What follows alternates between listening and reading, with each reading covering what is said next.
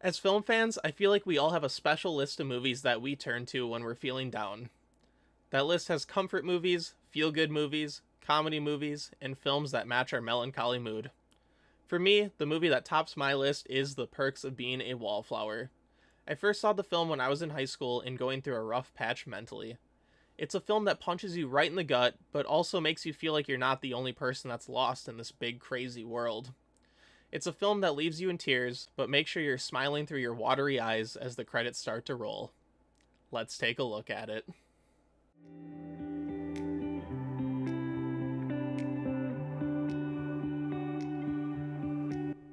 The film follows Charlie, played by Logan Lerman, who is struggling with the idea of starting high school.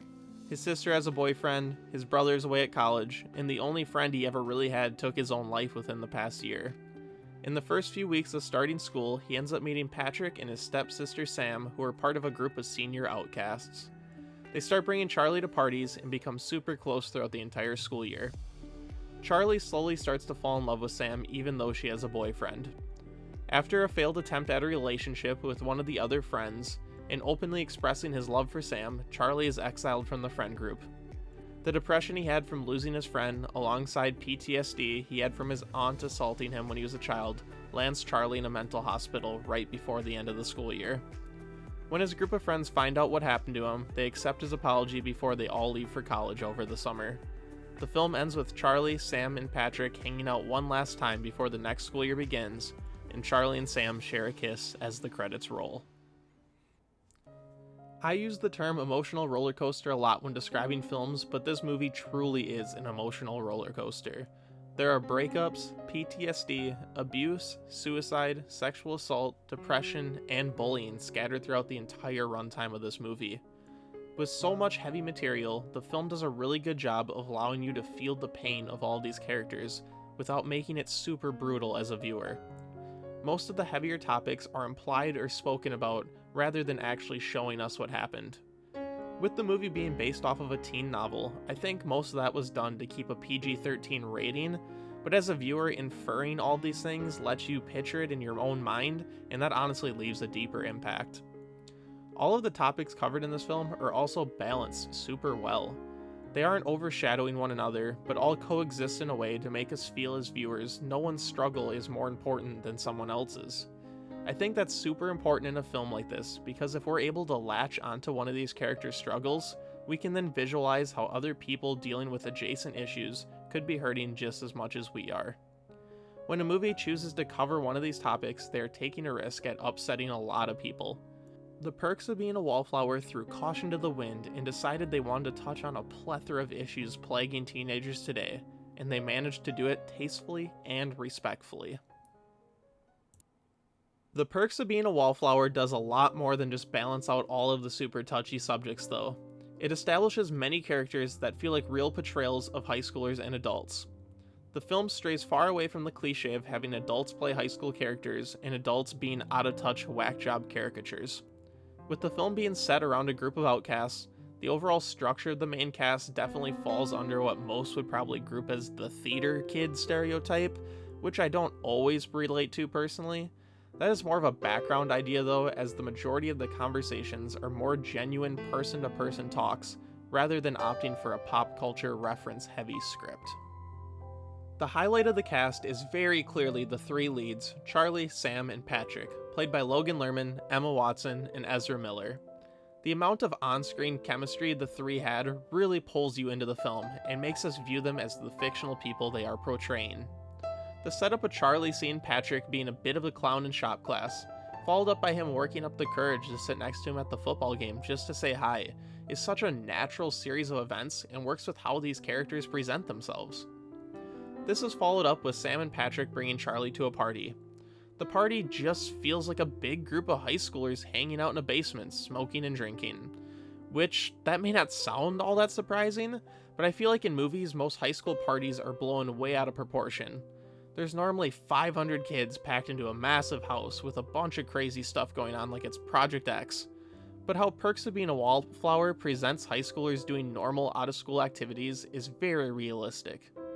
When a film such as this one feels so grounded on just a setting and casting level, It really leads into the actors and script to work its magic and leaves the ending product feeling so much better. I was always wanting to hear every single conversation that took place, and I feel the actors, paired with the directing, led to this fantastic take on high school and growing up. Because I know there are people who say all these things don't happen. And there are people who forget what it's like to be 16 when they turn 17. I know these will all be stories someday, and our pictures will become old photographs. Even though Charlie, Sam, and Patrick are the people we predominantly follow throughout the runtime, there are so many memorable moments for other characters. I have two that really stood out to me. The first being Charlie's brother, as he shows how much his family really cares about him. Otherwise, his parents aren't really introduced that much, and we kind of have the family aspect left out until his brother returns into the movie. The second being Paul Rudd as Mr. Anderson. He is a real driving force even though he has pretty limited screen time as well. Beyond being the first person in high school to really be there for Charlie when he is struggling, he has possibly one of the most memorable lines in the movie. We accept the love we think we deserve. Can we make them know that they deserve more? We can try. I almost feel like I'm kind of beating a dead horse with how much I'm relaying how realistic this film feels, but sometimes it's hard to come by in coming-of-age films. Take, for example, two films I've already covered on my channel, Easy A and The Breakfast Club. Easy A is clearly leaning into high school relationships with a more comedic approach in mind, and The Breakfast Club leans heavily into the idea of stereotypes, even if a few of them get broken along the way. From the first second of The Perks of Being a Wallflower, I feel every single person that pops up on screen could be a real person you run into at some point in your life.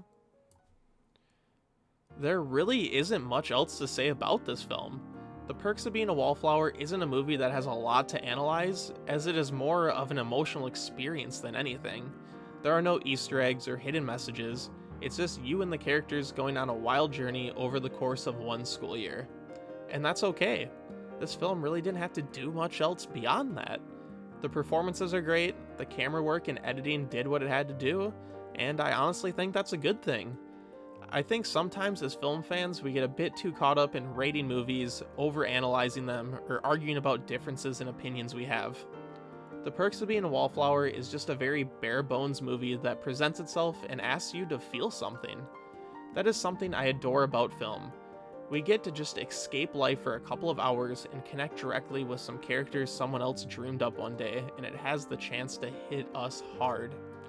Films like this really take me aback and make me realize what the magic of the movies mean to me personally all over again. The Perks of Being a Wallflower may not be that movie to you, but I'd love to hear about the movies that really hit you deep in the comments below. The Perks of Being a Wallflower is a movie that will always mean something more to me than just being a movie. It's something that connects with me on a personal level and will forever be one of my favorite movies.